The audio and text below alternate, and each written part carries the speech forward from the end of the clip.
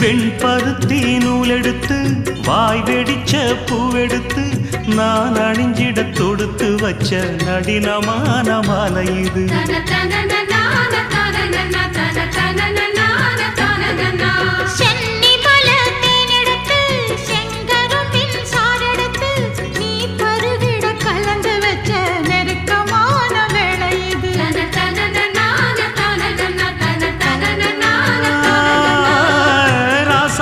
உடம்பிருக்கும் ரவிக்க துணி நானாக அன்னாடம் சூடி கொள்ள ஆசை வச்சாகாதா.